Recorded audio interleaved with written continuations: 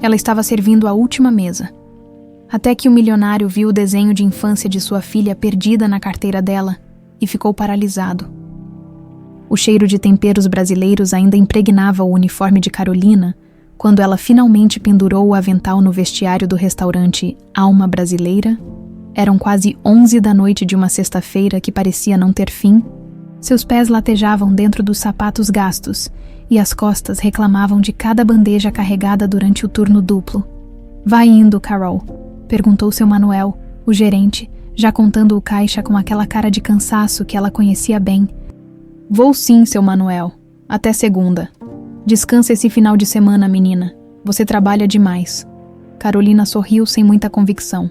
Descanso era luxo que não cabia no orçamento de quem pagava aluguel sozinha e ainda mandava uns trocados para a prima em Recife. Ela pegou a bolsa velha de couro sintético, já desbotada nas alças, e seguiu para a saída. O restaurante ainda tinha alguns clientes retardatários. Na mesa do canto, um homem de meia-idade jantava sozinho. O terno caro contrastando com o ambiente simples do estabelecimento. Carolina o tinha servido mais cedo. Um prato de feijoada que ele mal tocou, mais interessado em olhar para o celular com aquela expressão de quem carregava o mundo nas costas. Ela atravessava o salão, quando sentiu a alça da bolsa ceder.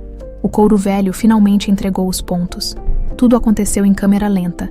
A carteira velha, presa com elástico para não abrir sozinha, caiu primeiro. Depois vieram as chaves, o batom barato, alguns trocados. E então, deslizando pelo chão de cerâmica como uma folha de outono, veio o desenho. O papel amarelado tombou bem aos pés do homem de terno. Carolina se abaixou depressa, mortificada pela bagunça. Desculpa mesmo", murmurou, juntando as coisas com as mãos trêmulas de cansaço e vergonha. Mas o homem não estava prestando atenção nela. Seus olhos, castanhos e fundos, estavam fixos no desenho que ele havia pegado do chão. As mãos dele tremiam. "Onde?" A voz saiu rouca, quase um sussurro. "Onde você conseguiu isso?" Carolina ergueu o rosto, confusa com a intensidade daquele olhar. O homem segurava o desenho como se fosse uma relíquia sagrada, os dedos cuidadosos nas bordas amareladas do papel. É meu", ela respondeu, estendendo a mão. "Eu posso ter de volta, por favor." "Onde você conseguiu isso?" Ele repetiu, mais alto agora. Outros clientes começaram a olhar. O coração de Carolina acelerou. Tinha alguma coisa muito errada ali. "Eu desenhei quando era criança." "É só um desenho velho. Não tem valor nenhum." "Você desenhou." Não era uma pergunta.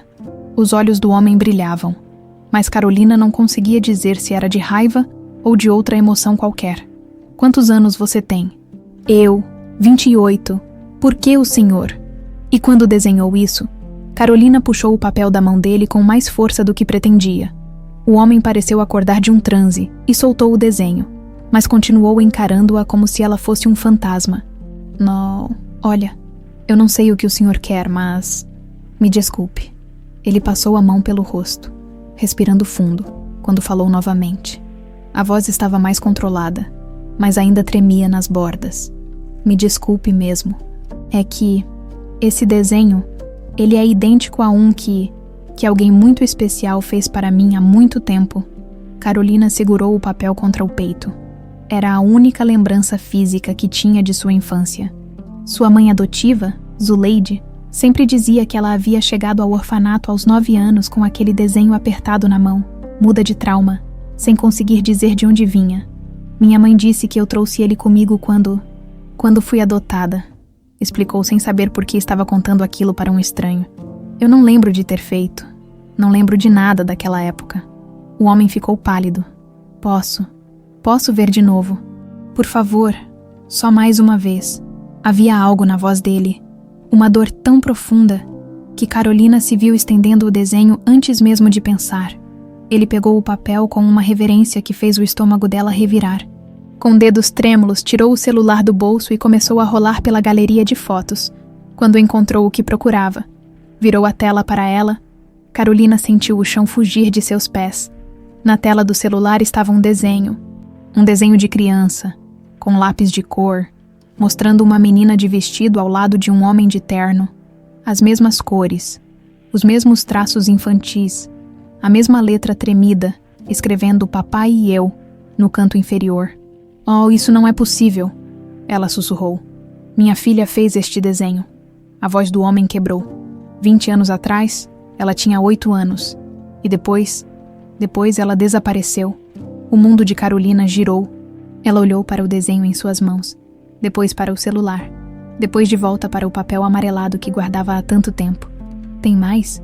O homem continuou rolando as fotos. Dezenas delas. Desenhos infantis, todos com o mesmo estilo, a mesma caligrafia trêmula, e em cada um, aquele colar desenhado no pescoço da menina, um colar específico, com um pingente em forma de coração. Carolina tocou o próprio pescoço inconscientemente. Não usava colar nenhum, nunca usou, mas no desenho que segurava, a menina tinha o mesmo pingente de coração. Meu nome é Otávio Meireles, disse o homem, e Carolina reconheceu o sobrenome. Era dono de uma das maiores construtoras da região. E eu perdi minha filha Manuela há 20 anos. Ela foi sequestrada e nunca mais voltou à polícia. Todos disseram que ela estava morta, mas eu nunca acreditei. Nunca. Lágrimas rolavam pelo rosto dele agora. Sem pudor. Hoje é aniversário dela. Por isso eu vim jantar aqui. Porque não consigo ficar em casa nesse dia. E então você aparece com esse desenho que é impossível, que não deveria existir. Espera! Carolina interrompeu, a cabeça girando. O senhor está dizendo que acha que eu... Não sei o que estou dizendo. Otávio admitiu. Só sei que esse desenho é idêntico aos que minha filha fazia. Idêntico. Até o colar. Esse pingente específico que dei a ela no aniversário de 7 anos. Carolina se sentou na cadeira mais próxima antes que suas pernas desistissem. Zuleide sempre foi vaga sobre o passado dela. Você chegou sem memórias, minha filha. Traumatizada demais para lembrar. Mas isso não importa. Você é minha agora. Eu não lembro de nada antes dos 9 anos, confessou, a voz sumindo. Só névoa. E pesadelos às vezes. Otávio se sentou na cadeira ao lado, mantendo distância respeitosa, mas com os olhos grudados nela. Você disse que tinha 28 anos, Manuela teria. Teria 28 agora. O silêncio entre eles pesava toneladas. Isso é loucura. Carolina finalmente disse. Eu sou só uma garçonete. Minha mãe me adotou em Recife, longe daqui. Não tem como. Posso te pedir uma coisa? Otávio interrompeu. Um teste de DNA, só para ter certeza. Eu pago tudo. Não vai te custar nada, por favor. Carolina olhou para o desenho em suas mãos. Para aquela menina desenhada sorrindo ao lado do pai. Será que em algum lugar enterrado em sua mente existia uma lembrança daquele sorriso? Daquele amor desenhado com lápis de cor? Eu preciso pensar. Por favor. A voz de Otávio era puro desespero. 20 anos. 20 anos esperando por qualquer sinal. E esse desenho não pode ser coincidência. Carolina guardou o papel na carteira com mãos trêmulas. Tudo aquilo era impossível, absurdo. Mas no fundo do peito, algo se mexeu. Uma porta trancada há 2 décadas começando a ranger. Me dá seu telefone. Ela ouviu sua própria voz dizer. Vou pensar no teste, mas não prometo nada. Otávio anotou o número num guardanapo com dedos ansiosos. Quando Carolina saiu do restaurante, sentia o peso daquele olhar esperançoso em suas costas. Lá fora, a noite estava fria. Ela apertou a carteira contra o peito e olhou para o céu estrelado. Mãe Zuleide, sussurrou para o vento. Que segredos você levou com você? Mas só o silêncio respondeu. Carolina não conseguiu dormir naquela noite. Ficou olhando para o teto rachado do apartamento alugado, a mente girando sem parar. O desenho estava na mesinha de cabeceira. Iluminado pela luz fraca do poste da rua que entrava pela janela sem cortina, quantas vezes ela havia olhado para aquele papel amarelado ao longo dos anos? Centenas, talvez milhares, sempre se perguntando quem era aquela menina sorridente. Quem era o homem de terno desenhado ao lado dela? Zuleide nunca soube dizer, ou nunca quis. Você trouxe isso com você, minha filha. Era tudo o que a mãe adotiva repetia. Quando chegou no orfanato, estava apertando esse papel como se sua vida dependesse dele. Mas não conseguia falar. Ficou meses sem dizer uma palavra. Carolina se levantou da cama e foi até a janela. A rua estava vazia. Apenas um cachorro vira-lata fuçando o lixo na esquina. Ela pegou o celular e olhou para o número anotado no guardanapo que agora estava na geladeira. Preso por um ímã de propaganda de pizza, seria mesmo possível, no sábado de manhã, depois de uma noite em claro. Ela finalmente discou o número. Alô? A voz de Otávio respondeu no primeiro toque, ansiosa. É Carolina, a garçonete do restaurante. Carolina. O alívio na voz dele era palpável. Você pensou sobre o que conversamos. Pensei. Não parei de pensar, na verdade. Ela mordeu o lábio. Sobre o teste de DNA. Eu aceito, mas quero deixar claro que não acredito que eu seja sua filha. Provavelmente é só uma coincidência estranha. Coincidências não são assim tão específicas. Otávio respondeu, contendo a emoção. Mas entendo. Vou contratar alguém para investigar também. Um profissional. Preciso saber a verdade. De um jeito ou de outro. 2 dias depois, Carolina estava num consultório particular, dando sangue para o exame. Otávio estava na sala ao lado fazendo o mesmo. Eles mal se falaram. O peso daquela possibilidade impossível criando um abismo estranho entre eles. Na semana seguinte, Otávio ligou novamente. Contratei um detetive particular, Celso Barreto. Ele é bom, discreto, vai investigar seu passado, tentar descobrir como você foi parar em Recife? Você se importa. Carolina suspirou. Se isso vai trazer respostas? Não. Minha vida é um livro aberto. Ou melhor, um livro sem páginas. Não tenho passado para esconder porque não lembro de nada. Celso Barreto apareceu no restaurante 3 dias depois.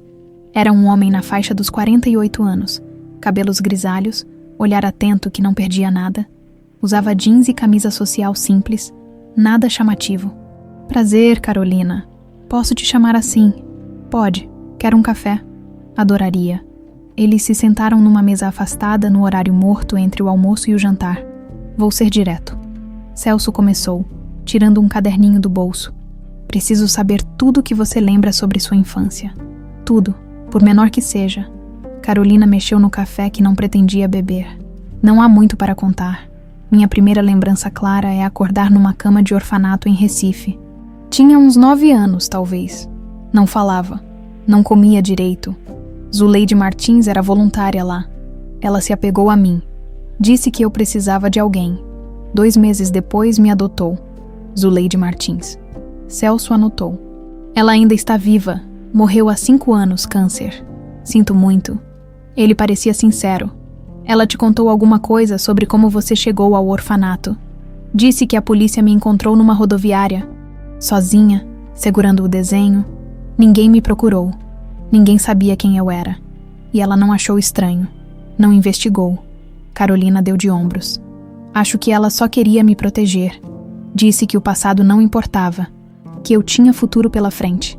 Era uma mulher simples, boa. Trabalhava com limpeza. Criou a mim e mais 2 crianças sozinha. Você disse que ela era voluntária no orfanato. Ela tinha formação para isso. Alguma ligação com assistência social. Ela sempre dizia que tinha sido freira, que largou os votos para poder me adotar.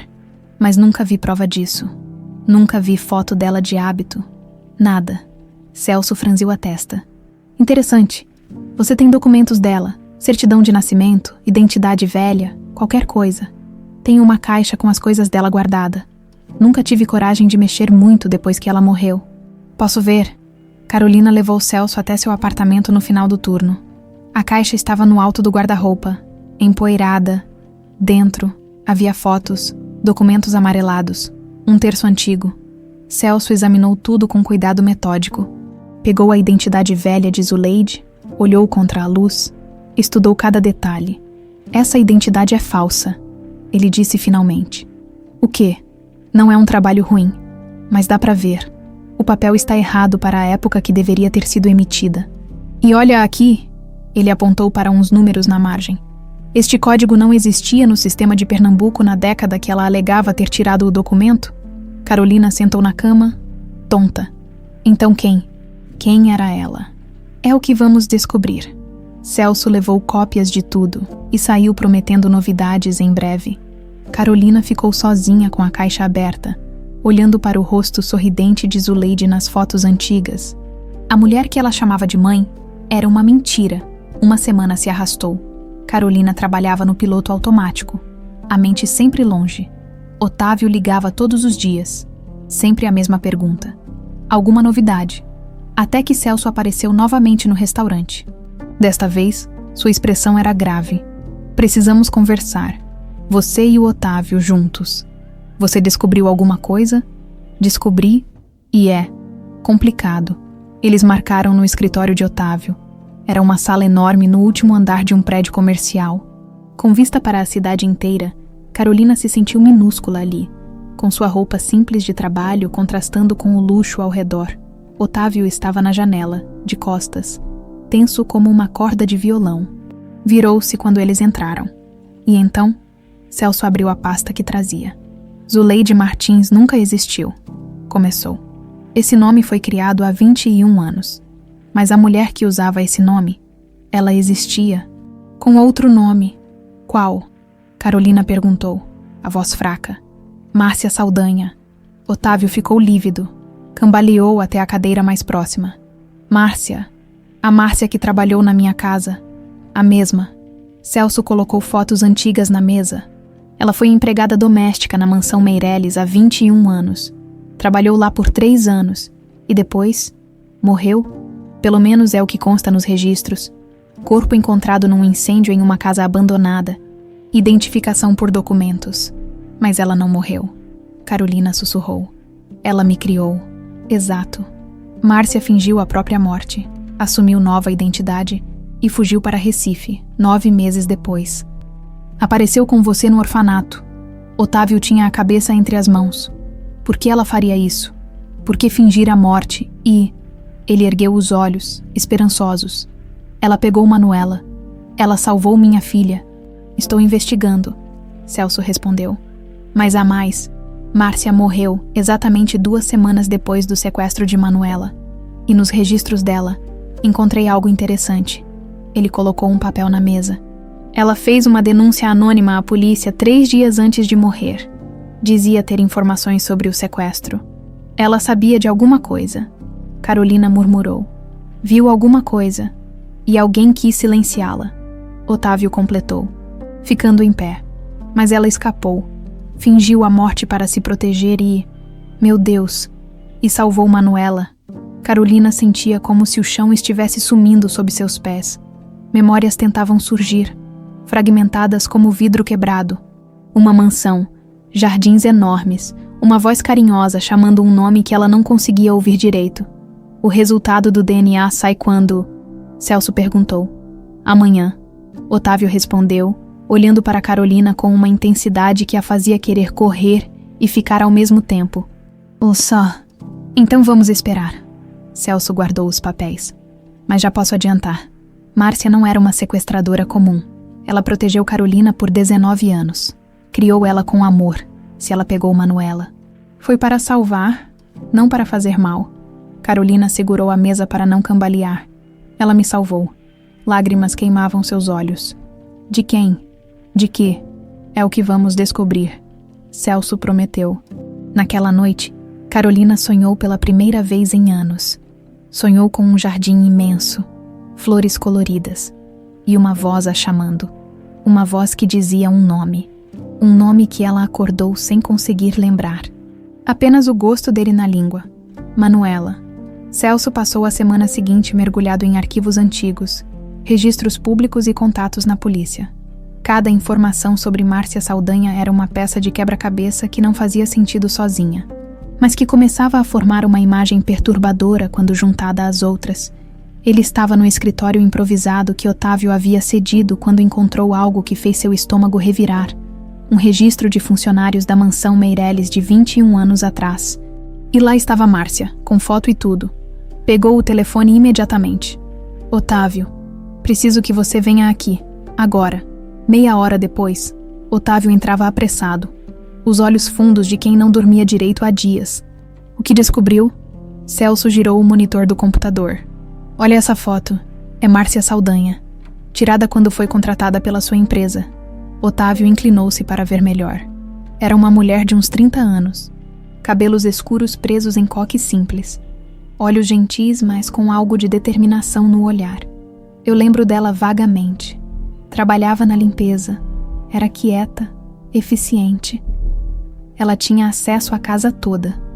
Sim, como as outras funcionárias, por quê? Celso abriu outra aba. Porque encontrei o relatório policial do incêndio onde ela supostamente morreu. A casa ficava a 3 quarteirões da sua mansão. E olha a data. 15 de março de 2004, 2 semanas depois do sequestro, Otávio passou a mão pelo rosto. Ela estava fugindo de alguém. Pior, ela estava sendo silenciada. Celso cruzou os braços. Conversei com um contato meu na polícia aposentado que trabalhou no caso do sequestro. Ele lembra de uma denúncia anônima que chegou dias antes do incêndio. Uma mulher dizendo que sabia quem estava por trás do rapto de Manuela. E investigaram. Tentaram localizar a origem da ligação, mas era de orelhão. Marcaram um encontro com a denunciante, mas ela nunca apareceu. 3 dias depois estava morta. Otávio socou a mesa. Ela viu quem levou minha filha, por isso tentaram matá-la. É a teoria mais provável. E de alguma forma, Márcia conseguiu escapar, fingir a morte. E Celso hesitou. E o quê? E encontrar Manuela depois? Carolina disse que Zuleide apareceu com ela no orfanato 9 meses após o sequestro. 9 meses? Otávio.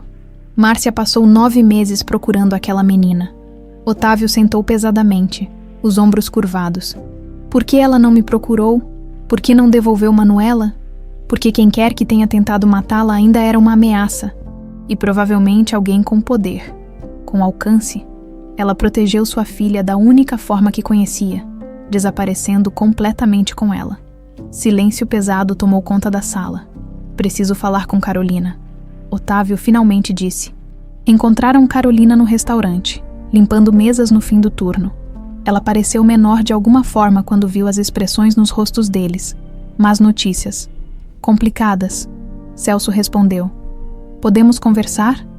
Foram para o mesmo canto afastado onde tinham conversado antes. Celso contou tudo sobre Márcia, sobre a denúncia, sobre o incêndio falso. Carolina ouvia com as mãos tremendo ao redor da xícara de café frio. Então ela me escondeu, de alguém perigoso. Parece que sim, mas de quem? A voz dela subiu. Quem tentaria matar uma criança? Quem se beneficiaria com o desaparecimento de Manuela? Celso disse calmamente. Não é essa a pergunta certa. Otávio ficou lívido. O sequestro. Nunca pediram resgate. Eu sempre achei estranho. Levaram minha filha e nunca entraram em contato. A polícia disse que ela provavelmente tinha morrido logo depois. Ah, por que não queriam dinheiro? Celso completou. Queriam ela fora do caminho. As palavras pairaram no ar como veneno. Carolina se levantou abruptamente, derrubando a cadeira. Eu preciso de ar. Ela saiu tropeçando. Indo para os fundos do restaurante onde tinha um pequeno pátio de serviço, Otávio e Celso a seguiram, mantendo distância respeitosa. Carolina estava encostada na parede, respirando fundo, as mãos nos joelhos. Desde que você apareceu com aquele desenho, ela falou sem olhar para eles, tenho tido flashes, imagens que não sei se são memórias ou sonhos. Uma casa grande, jardins, uma voz me chamando de Manuela. Otávio sussurrou. Sim, lágrimas escorriam pelo rosto dela agora. E então tudo fica escuro. Mãos me agarrando. Terror, dor. E depois só Zuleide, só minha mãe me abraçando e dizendo que estava tudo bem, que eu estava segura. Otávio deu um passo à frente, hesitante. Você se lembra de alguma coisa específica? Um rosto? Um lugar? Carolina fechou os olhos, forçando a memória. Flores, muitas flores amarelas. E uma fonte. Tinha uma fonte com um anjo. Otávio cambaleou como se tivesse levado um soco. No jardim da mansão, minha esposa mandou construir. Manuela brincava lá todo dia. Dizia que o anjo era a guardiã dela. Isso não prova nada. Carolina insistiu, mas a voz saía fraca. Eu posso ter visto uma foto, ou... Carolina. Celso se aproximou. Você tem uma marca de nascença, alguma cicatriz de infância. Tenho uma marquinha no ombro esquerdo. Zuleide disse que eu já tinha quando me adotou. Otávio não esperou permissão. Abriu a carteira com dedos trêmulos e tirou uma foto antiga. Uma menina pequena de biquíni na beira de uma piscina.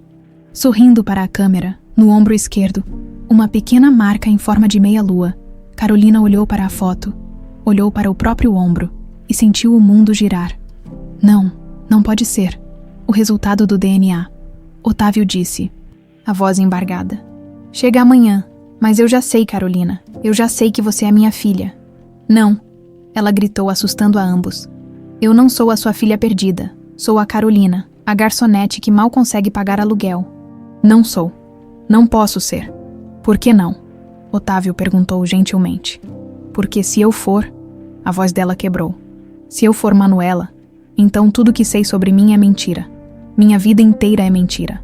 E significa que alguém me quis morta quando eu tinha 8 anos. O terror puro naquelas palavras silenciou os dois homens. Celso foi quem falou primeiro. Márcia morreu há 5 anos. Mas ela te protegeu até o fim. O que quer que ela tenha visto? O que quer que tenha descoberto? Ela levou para o túmulo para te manter segura. Mas o perigo já passou. Carolina perguntou. Ou quem quer que tenha feito isso ainda está lá fora? Ninguém tinha resposta para isso. Naquela noite, Carolina não voltou para casa. Ficou no restaurante depois do horário, sentada no escuro, pensando. Otávio ofereceu hotel, proteção, qualquer coisa. Ela recusou tudo. Preciso processar isso sozinha. Mas ela não estava sozinha. Celso tinha ficado do lado de fora, discreto, vigiando. E em algum lugar na cidade, Otávio estava no escritório, olhando fotos antigas de Manuela e rezando para que o DNA confirmasse o que seu coração já sabia. E mais longe ainda, alguém observava tudo com crescente preocupação. Alguém que pensava que esse fantasma estava enterrado há 20 anos. Alguém que não podia permitir que a verdade viesse à tona. Adalberto Meirelles desligou o telefone depois de ouvir o relatório de seu informante. A sobrinha que ele achava morta estava viva. E pior, estava prestes a descobrir tudo. Ele olhou pela janela da própria mansão, vendo as luzes da cidade lá embaixo. Depois de 20 anos, murmurou para si mesmo. Ela tinha que voltar justamente agora.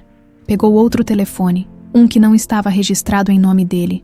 Discou um número que não usava há muito tempo. Temos um problema, disse quando atenderam. Um problema que eu pensei ter resolvido 2 décadas atrás. Prepare-se. Pode ser que precisemos resolver de novo. Desligou e voltou para a sala de estar, onde seu irmão Otávio costumava jantar com ele toda semana, onde por 20 anos ele fingiu consolar o irmão pela perda da filha, onde por 20 anos ele escondeu seu segredo mais negro. Manuela, ele disse o nome com veneno na língua. Você deveria ter ficado morta. O envelope branco pousou na mesa do escritório de Otávio como uma sentença. Carolina estava sentada do outro lado, as mãos entrelaçadas com tanta força que os nós dos dedos estavam brancos. Celso estava encostado na parede, testemunha silenciosa daquele momento que mudaria tudo. Você quer abrir? Otávio perguntou, a voz rouca. Ou prefere que eu? Abre você. Carolina sussurrou. Eu não. Não consigo. Os dedos de Otávio tremiam tanto que ele precisou de 3 tentativas para rasgar o envelope. Tirou as folhas de dentro, os olhos correndo pelas linhas técnicas, pelos números e termos científicos que ele mal conseguia processar, e então viu, ali, em negrito, impossível de ignorar, probabilidade de paternidade, 99,9%. O papel escorregou dos dedos dele. Carolina viu a expressão no rosto de Otávio, e soube, mesmo antes das palavras saírem, é você, ele disse, lágrimas já rolando. Meu Deus, é você. Você é minha Manuela. O mundo de Carolina explodiu. Ela se levantou tão rápido que a cadeira tombou para trás. Passou as mãos pelo cabelo. Começou a andar de um lado para outro. Respiração descontrolada. Não. Isso não pode estar acontecendo. Carolina. Otávio se levantou, estendendo a mão. Não me chama assim. Não me chama de... Ela parou, a voz falhando. Qual é meu nome? Quem eu sou? Você é Manuela Meirelles. Otávio disse suavemente. Minha filha, minha pequena que eu procurei por 20 anos. Eu não sou pequena. Ela gritou. Eu tenho 28 anos. Eu sou adulta. Eu tenho uma vida. A voz quebrou completamente. Eu tinha uma vida, mas era tudo mentira. Não era. Tudo. Celso se aproximou cautelosamente. Carolina, respira. Você está tendo um ataque de pânico. Estou tendo uma crise de identidade. Ela rebateu, mas obedeceu, forçando o ar para dentro dos pulmões. 28 anos achando que eu era órfã, que ninguém me quis, que fui abandonada. E agora me dizem que eu tinha um pai que me amava, que eu fui roubada. Sim, Otávio respondeu, dando um passo à frente. Você foi roubada de mim e eu nunca parei de procurar. Nunca parei de acreditar que você estava viva. Carolina olhou para ele. Realmente olhou. Viu as rugas ao redor dos olhos, os fios grisalhos no cabelo antes negro. Viu o peso de 2 décadas de sofrimento entalhado em cada linha do rosto dele. Você sofreu, ela disse, quase acusatória. Todos os dias, ele admitiu. Mas agora você está aqui. As pernas de Carolina falharam. Ela teria caído se Celso não a segurasse, guiando-a de volta para a cadeira. E agora? Ela perguntou para ninguém específico. O que acontece agora? Agora descobrimos quem fez isso. Celso disse, firme. Quem te levou? Quem tentou matar Márcia? E por quê? Minha herança. Carolina murmurou. A mente funcionando apesar do choque. Você disse que o sequestro não tinha pedido de resgate? Alguém me quis fora do caminho por dinheiro? Otávio assentiu sombriamente. Quando você nasceu, alterei meu testamento. Você era minha única herdeira. Se algo acontecesse comigo, tudo ia para você. E se eu morresse, silêncio pesado. Meu irmão Adalberto era o próximo na linha de sucessão. Carolina sentiu algo gelado descer pela espinha. Seu irmão? Não. Otávio cortou. Mas a voz não tinha convicção. Adalberto me ajudou a procurar. Ele sofreu comigo. Não pode ser. Pode. Celso interrompeu. E vou descobrir. Mas primeiro, Carolina precisa estar segura. Naquela noite, Carolina aceitou ficar num hotel de luxo que Otávio pagou. Ela protestou, mas Celso foi firme. Se alguém tinha tentado matá-la uma vez, poderia tentar de novo agora que ela havia ressurgido. O quarto era maior que seu apartamento inteiro. Carolina sentou na beirada da cama king size e olhou para as próprias mãos como se não as reconhecesse. Manuela Meirelles. O nome era estranho na língua, mas algo nele ressoava, como uma música que você não lembra de ter ouvido, mas reconhece as primeiras notas. Ela fechou os olhos e deixou as memórias virem. Vieram em ondas violentas, sem ordem, sem sentido. Fragmentos de uma vida que ela havia enterrado para sobreviver. Um jardim, sol quente, flores amarelas por todo lado, uma voz. Manuela, minha flor, vem aqui, correndo pelos corredores de mármore. Rindo, livre, amada. Um colar sendo colocado em seu pescoço. Para minha princesa, guarda sempre. Tá. E então, escuridão. Mãos brutas, terror, uma voz diferente, fria, não grita, se gritar. Machuca seu pai, sendo arrastada, lágrimas, medo, querendo o pai. Papai, papai, dias num lugar escuro, frio, com fome, sozinha, chorando até não ter mais lágrimas. E então, sendo largada, abandonada numa rodoviária como lixo, fica quieta, menina. Ninguém vem te buscar. Márcia encontrando ela, olhos gentis num mundo cruel. Vem, pequena, eu te protejo, mas precisa esquecer tudo para ficar segura.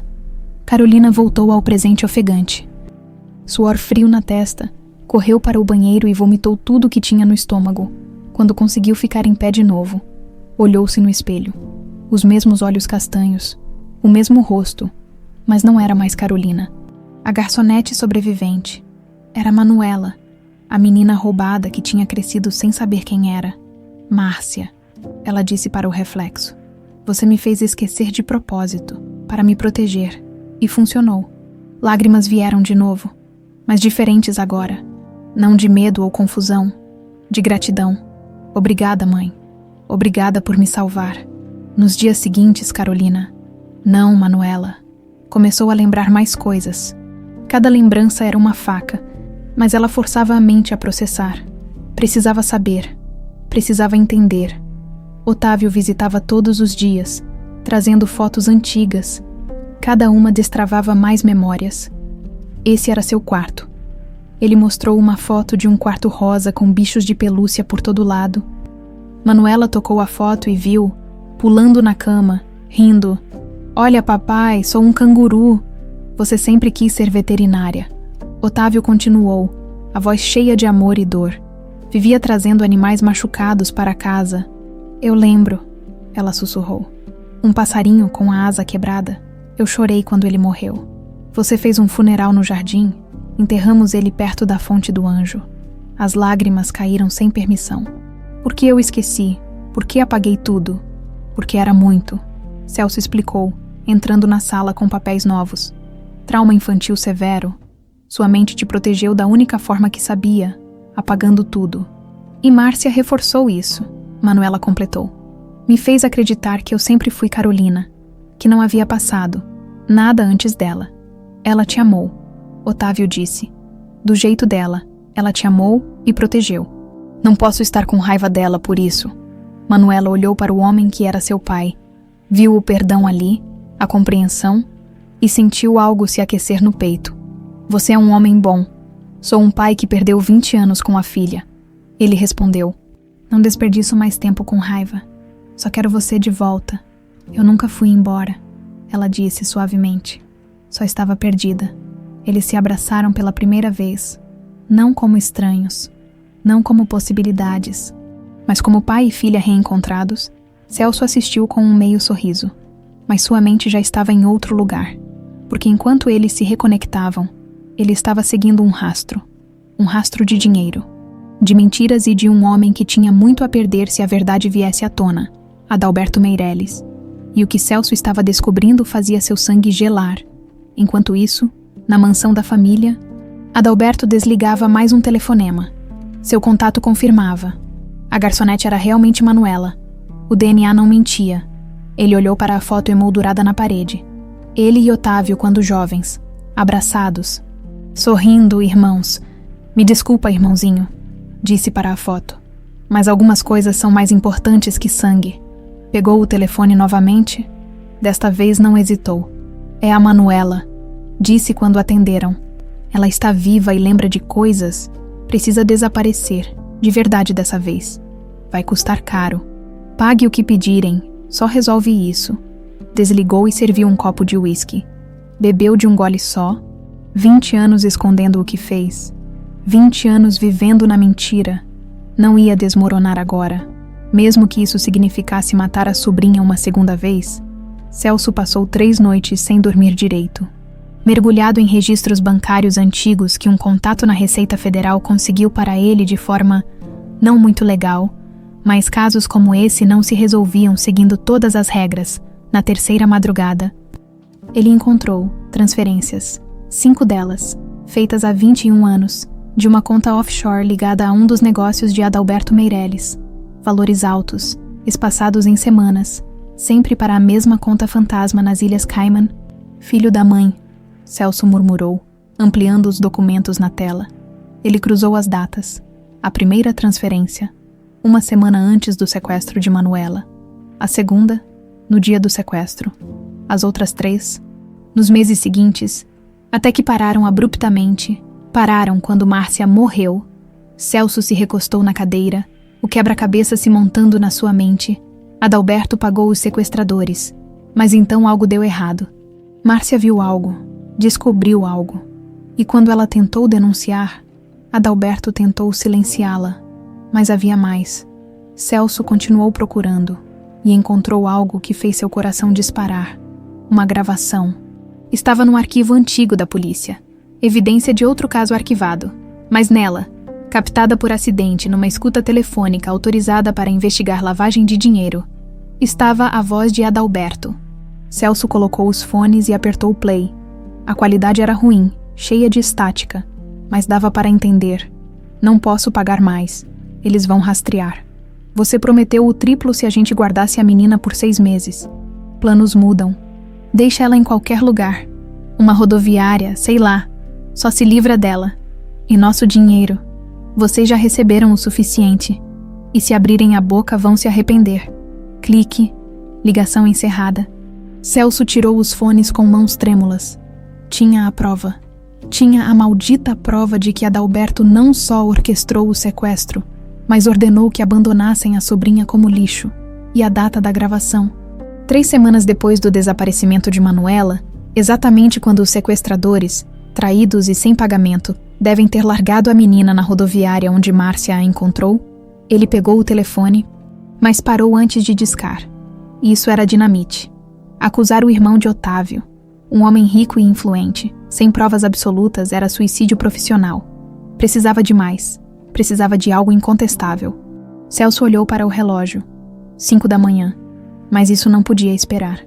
Meia hora depois, estava na porta do hotel onde Manuela ficava. Ela abriu de roupão, os olhos inchados de quem chorou a noite inteira. Celso, que horas são? Manuela, desculpa acordar você, mas... Ele entrou, olhando para os lados. Precisamos conversar agora. Ela fechou a porta, de repente alerta. O que aconteceu? Descobri quem orquestrou seu sequestro. O rosto dela ficou branco. Quem? Senta primeiro. Celso, me fala. Ele respirou fundo. Seu tio, Adalberto Meireles. O mundo parou. Manuela cambaleou até o sofá mais próximo, sentando antes que as pernas cedessem completamente. Não pode ser.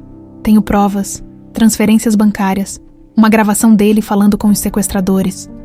Celso colocou o laptop na mesa de centro e mostrou tudo. Ele pagou para te levarem. E quando os caras pediram mais dinheiro, ele ordenou que te largassem em qualquer lugar. Não se importou se você morresse. Manuela ouvia a gravação, e cada palavra era uma facada. Aquela voz. Ela conhecia aquela voz. Estava nas suas memórias agora, distorcida, mas reconhecível. Tio Adalberto vai te dar um presente, Manuela. Mas é segredo. Não conta pro papai. Ele... Lágrimas corriam soltas. Ele me entregou para aqueles homens. Eu lembro. Lembro do rosto dele me dizendo para ir com eles que ia ser uma surpresa para o papai. Manuela, eu era uma criança. Ela gritou, a dor explodindo. Eu confiava nele e ele me vendeu. Por quê? Por dinheiro. Pela herança. Celso explicou calmamente. Você era a única herdeira de Otávio.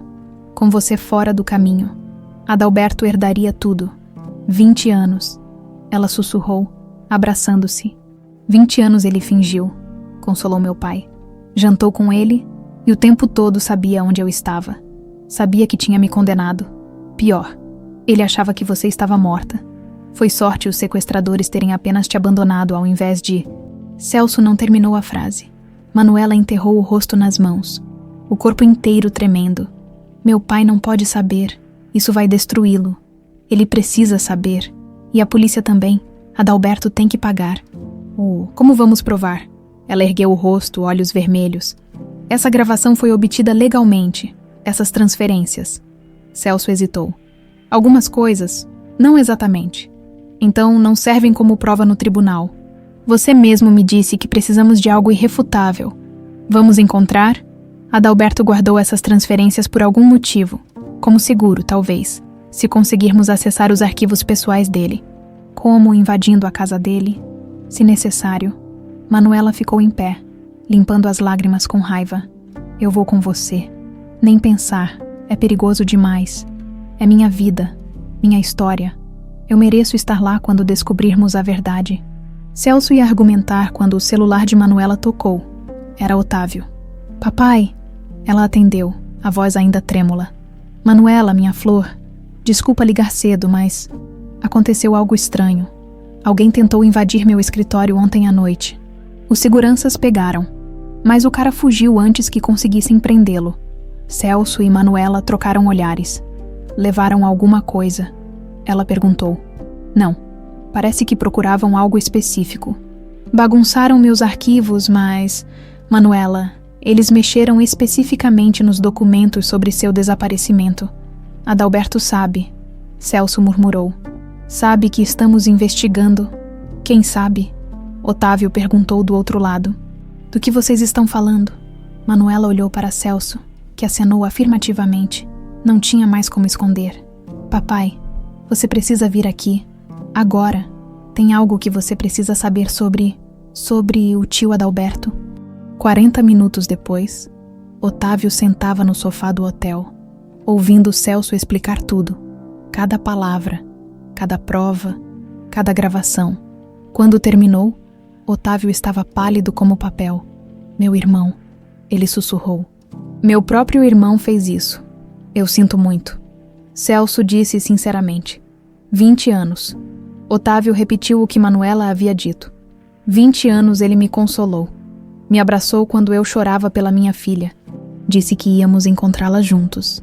E o tempo todo ele sabia.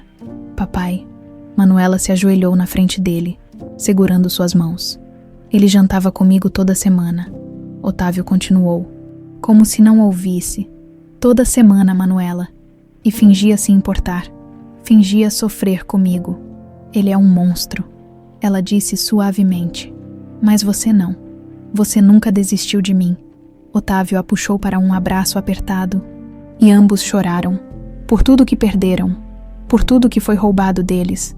Por toda a traição que doía mais que qualquer sequestro. Celso deixou pai e filha naquele momento. Saindo para a varanda, acendeu um cigarro que não fumava há 5 anos. Casos assim cobravam seu preço. Quando voltou, Otávio tinha o rosto enxuto, mas os olhos determinados. O que precisamos fazer? Precisamos de provas que sirvam no tribunal. Celso explicou. Algo que Adalberto não possa negar ou comprar sua saída. Ele guarda tudo, Otávio disse pensativamente. Sempre foi paranoico. Dizia que informação era poder, que nunca se sabia quando você precisaria de munição contra alguém. Então ele tem provas do que fez guardadas em algum lugar. Celso concluiu. A mansão, Manuela disse. Ele tem um escritório particular lá. Sempre teve. Não podemos simplesmente invadir. Celso ponderou. Mas eu posso. Otávio se levantou. É minha casa também. Eu tenho acesso. Posso procurar enquanto ele não está. É arriscado. Não me importo. Esse homem me roubou 20 anos com minha filha. Destruiu nossas vidas. Quase matou Manuela. Otávio olhou para a filha. Eu vou acabar com ele. Não sozinho. Manuela insistiu. Vamos juntos. Absolutamente não. Se algo der errado. Nada vai dar errado. Celso interrompeu. Porque vamos fazer isso direito. Com planejamento. Com segurança. Ele abriu o laptop novamente. Vamos descobrir a rotina de Adalberto. Quando ele sai. Quando volta. E então vamos encontrar o que ele escondeu. Porque homens como ele sempre guardam segredos. E segredos sempre têm preço. Os 3 se debruçaram sobre o plano. Nenhum percebeu que do outro lado da cidade, Adalberto recebia um telefonema de seu informante. Eles sabem. Os 3 se reuniram no hotel. Estão planejando algo. Adalberto fechou os olhos. Tinha esperado ter mais tempo. Mas o tempo estava esgotado. Ative o plano B, ordenou. A garçonete precisa desaparecer. E se meu irmão estiver com ela? Ele hesitou apenas um segundo. Não importa. Faça o que for necessário. A guerra estava declarada. E sangue seria derramado. Otávio não dormiu naquela noite. Ficou na sala do hotel, olhando para fotos antigas no celular. Ele e Adalberto quando crianças. Brincando no quintal da casa dos pais, adolescentes, comemorando a formatura, adultos, no dia que abriram a empresa juntos. Em cada foto, o sorriso de Adalberto parecia genuíno.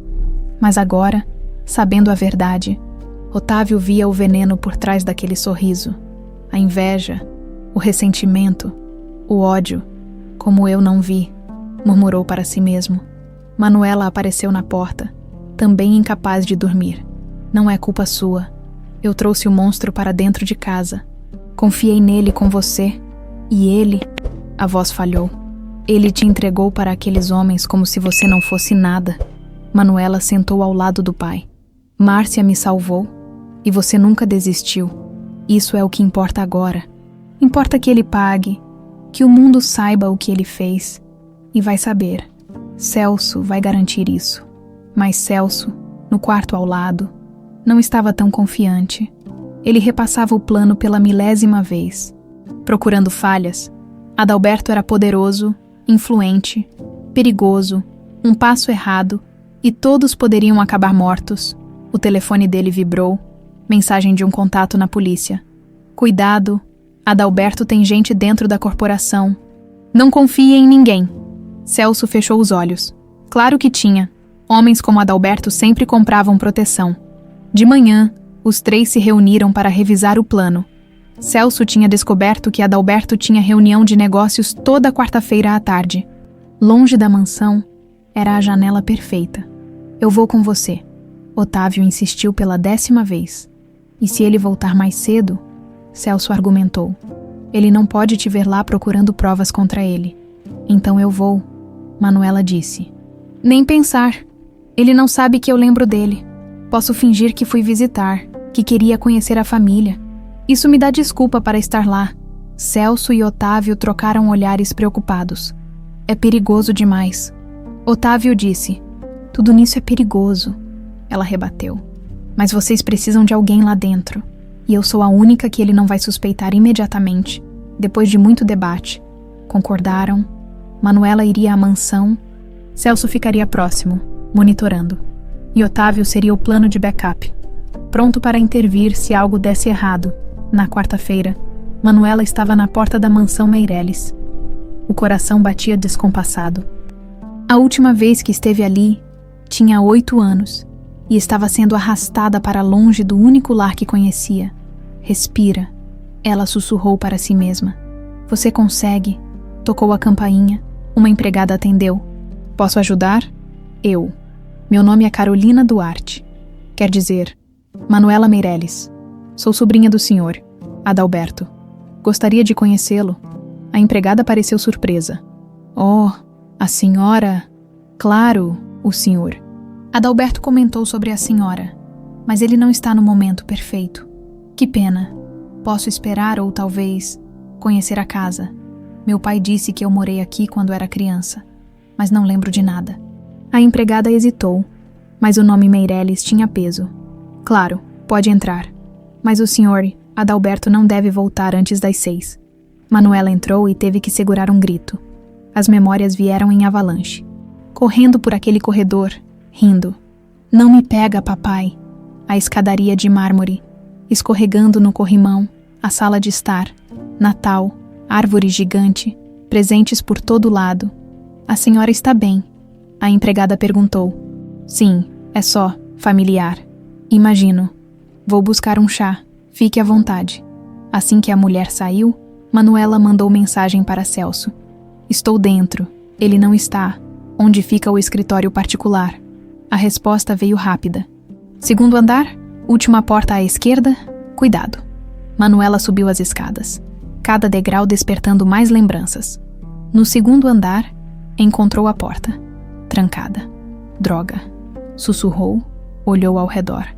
Numa mesinha decorativa, um vaso, Otávio havia dito que Adalberto sempre escondia chaves sobressalentes em lugares óbvios demais, porque achava que ninguém seria tão estúpido de procurar lá. Ela virou o vaso, uma chave caiu. Idiota presunçoso, murmurou, destravando a porta. O escritório era escuro, cheirando a charuto caro e segredos. Manuela ligou a lanterna do celular e começou a procurar arquivos, centenas deles. Mas onde estariam as provas? Ela lembrou do que Celso disse. Homens paranoicos guardam seus maiores segredos perto, mas escondidos. Procurou por cofres ocultos, painéis secretos? Nada. E então viu um quadro na parede, ligeiramente torto. Ela o tirou e encontrou um cofre embutido. Precisava da senha. Pensou. Adalberto era metódico, mas também arrogante. Tentou a data de nascimento dele. Nada. A data de fundação da empresa. Nada. E então teve uma ideia sombria. Tentou a data do sequestro de Manuela. O cofre abriu. Dentro, documentos, tantos documentos, contratos com nomes falsos, registros de pagamentos. E então viu uma pasta marcada seguro. Abriu com mãos trêmulas. Tudo estava ali. Provas do sequestro. Fotos de Manuela sendo levada. Conversas gravadas com os sequestradores. Documentos provando que ele planejou tudo. Meu Deus, ela sussurrou. Ele guardou tudo. Cada prova da própria culpa. Estava fotografando os documentos quando ouviu passos no corredor. Merda. Guardou tudo de volta às pressas. Fechou o cofre, recolocou o quadro, mas não teve tempo de sair. A porta abriu. Adalberto Meireles entrou e parou ao vê-la. Manuela. Ele disse o nome como veneno. Ah, que surpresa! Ela forçou um sorriso, o coração na garganta. Tio Adalberto, vim conhecer a casa da família. A empregada deixou eu subir. No meu escritório particular. Ele fechou a porta atrás de si. Trancado, a porta estava aberta. Mentirosa. Ele deu um passo à frente. Manuela recuou. Você está procurando algo. Seu pai mandou você aqui. Não sei do que está falando. Não me subestime. Eu sei que vocês estão investigando. Sei que descobriram coisas. Manuela tentou passar por ele, mas Adalberto bloqueou o caminho. Você deveria ter ficado morta, ele disse friamente. Seria mais fácil para todos. Foi você, ela acusou, a raiva superando o medo. Você me entregou para aqueles homens, seu próprio irmão, confiou em você com a filha dele, e você... E eu fiz o que era necessário. Ele explodiu. Aquela empresa era minha por direito. Eu sou o mais velho. Mas não. Papai sempre preferiu Otávio. E depois Otávio teve você. E de repente eu não era nada. Apenas o irmão esquecido. Então decidiu me matar. Decidi te remover do caminho. Ele corrigiu. Se os idiotas que contratei tivessem feito o trabalho direito, você estaria morta e ninguém saberia, mas não. Eles te largaram viva. E aquela funcionária intrometida te encontrou. Márcia te viu. Viu você me entregando. E pagou por isso. Adalberto sorriu sem humor. Ou pelo menos deveria ter pago. Mas a vadia fingiu a morte e fugiu com você. Genial, tenho que admitir. Você é um monstro. E sou um sobrevivente. Ele pegou o celular. E vou sobreviver a isso também. Você não deveria ter voltado, Manuela. Não deveria ter mexido em coisas que não entende. Manuela viu ele discando e soube. Estava chamando alguém para acabar com ela. Ela se jogou na direção da porta. Mas Adalberto a agarrou pelo braço, forte demais. Não tão rápido, sobrinha. Me solta. Eles lutaram. Manuela gritou, esperando que alguém ouvisse. A empregada, qualquer um. E então a porta explodiu.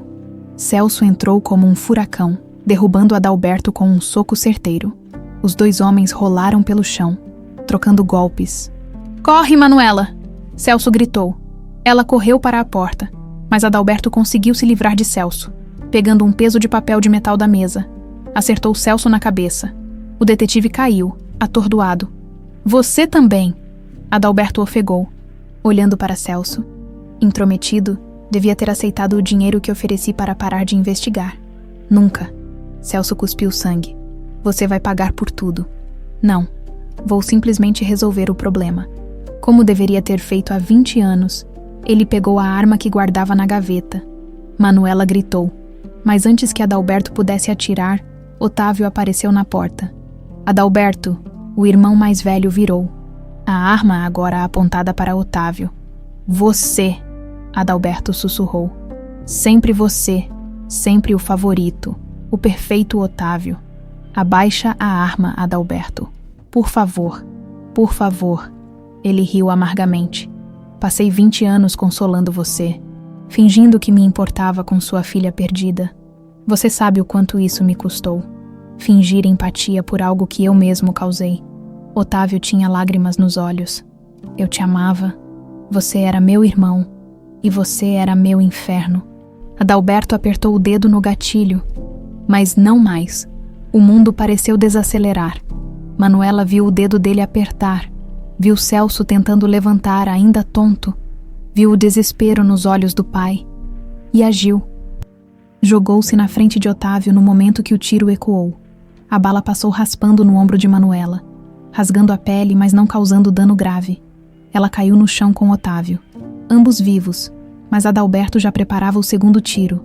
A face distorcida de ódio, Celso, lutando contra a tontura. Viu tudo em câmera lenta. O dedo de Adalberto no gatilho. Manuela no chão. Vulnerável. Otávio tentando proteger a filha com o próprio corpo. Não ia deixar isso acontecer. Com o último resquício de força, Celso se jogou na frente deles no exato momento que Adalberto disparou novamente.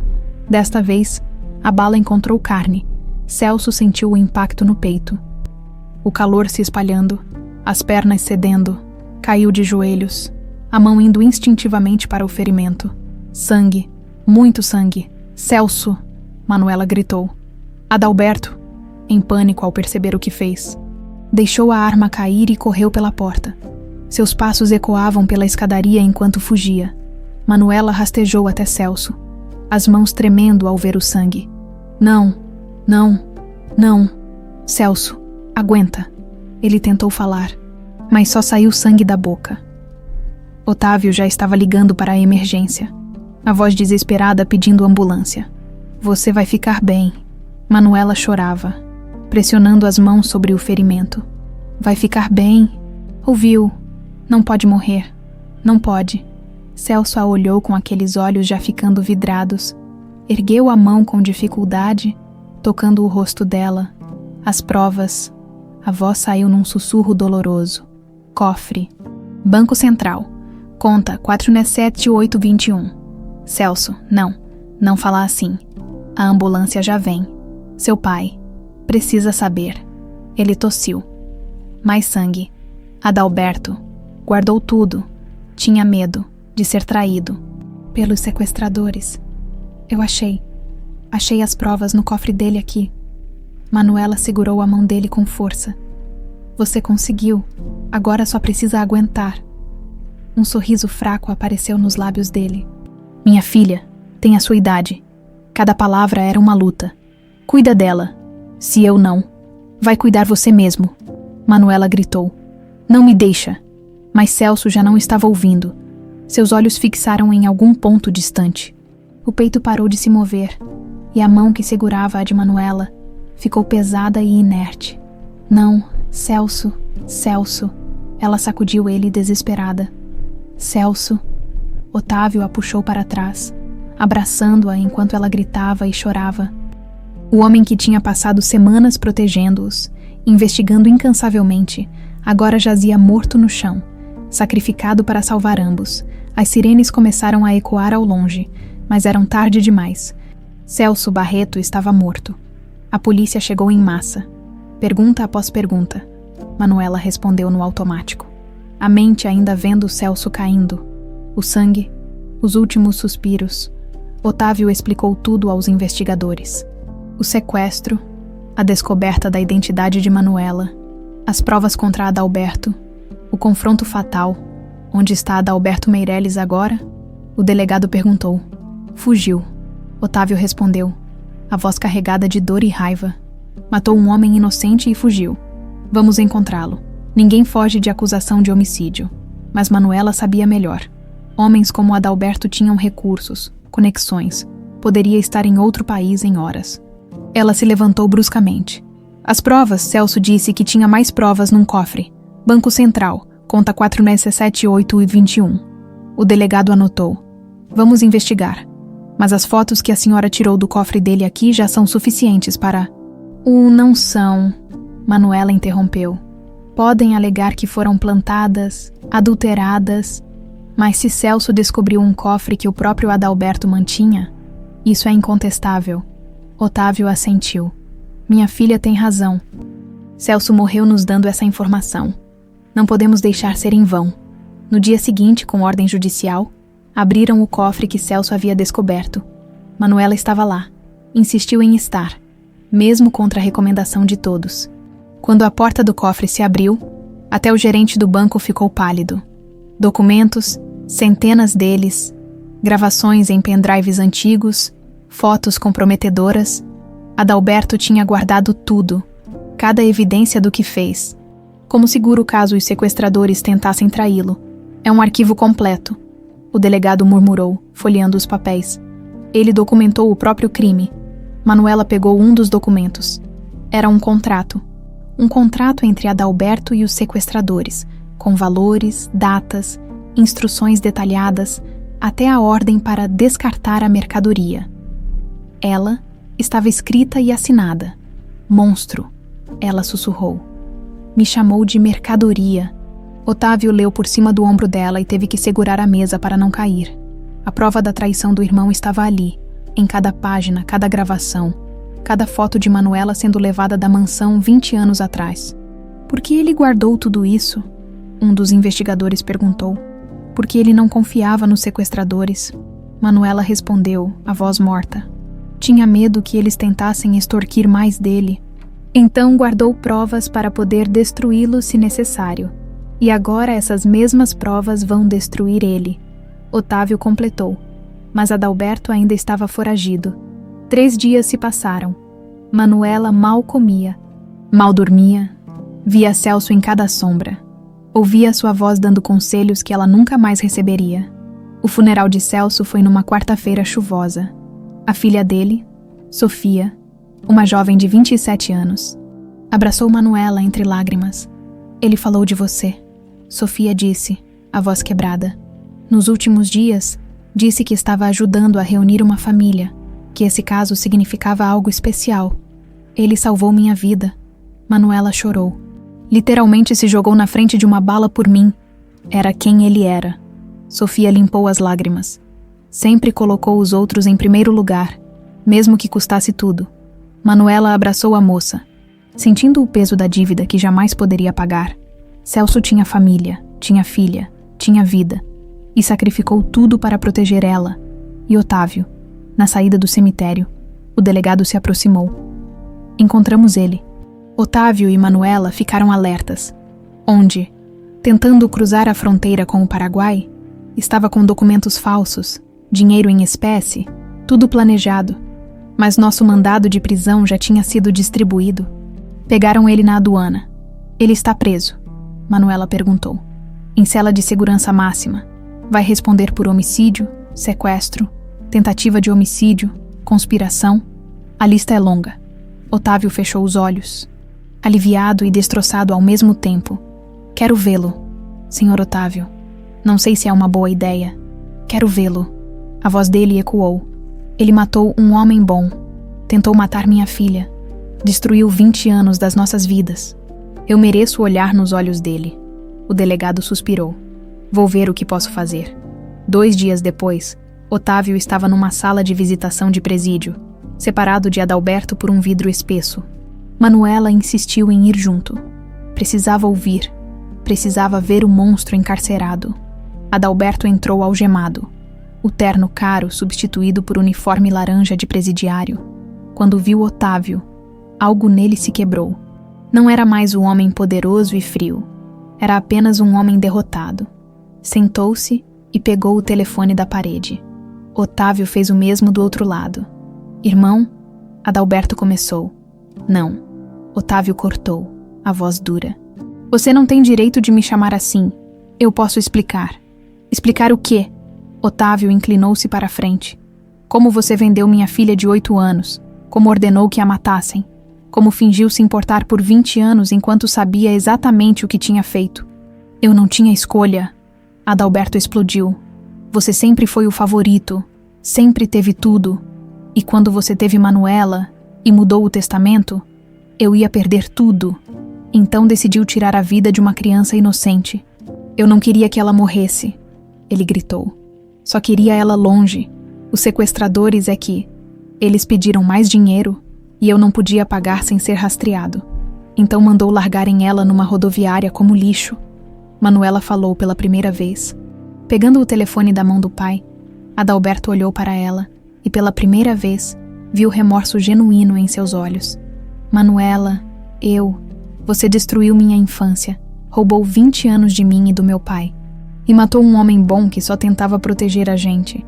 Lágrimas corriam pelo rosto dela, mas a voz era firme. E sabe o pior? Você é meu tio, meu sangue, e eu vou ter que viver o resto da vida sabendo que alguém da minha própria família me quis morta. Eu sinto muito. A voz dele quebrou. Eu sinto muito mesmo. Não basta. Otávio tomou o telefone de volta. Suas desculpas não trazem Celso de volta. Não devolvem os anos que perdemos. Não apagam o trauma que Manuela carrega. Eu vou pagar.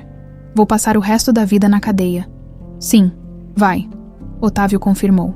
E eu vou garantir que cada dia você se lembre do que fez, do que destruiu, do homem bom que matou. Ele desligou o telefone e se levantou. Manuela fez o mesmo. Adalberto gritou algo do outro lado do vidro, mas eles já estavam saindo lá fora. Manuela respirou fundo o ar livre. Acabou, ela disse. Realmente acabou. Não, Otávio corrigiu gentilmente. Agora começa. Agora reconstruímos o que ele destruiu. E pai e filha saíram juntos do presídio, deixando Adalberto Meireles para apodrecer com seus próprios demônios, uma semana após a prisão de Adalberto. Manuela e Otávio voltaram ao Banco Central. Desta vez, não apenas para ver as provas, mas para documentar tudo oficialmente com a presença do promotor público responsável pelo caso. Dr. Henrique Campos era um homem na faixa dos 50. Cabelos grisalhos e olhar experiente de quem já viu de tudo, mas mesmo ele ficou impressionado com o conteúdo daquele cofre. Em 30 anos de carreira, nunca vi um criminoso documentar os próprios crimes com tanta meticulosidade, ele disse, examinando os papéis. Ele era paranoico, Otávio explicou. Sempre teve medo de ser traído, então guardava tudo, cada conversa, cada transação, como seguro. E agora esse seguro vai condená-lo. O promotor pegou um dos pendrives. O que tem aqui? Gravações? Manuela respondeu.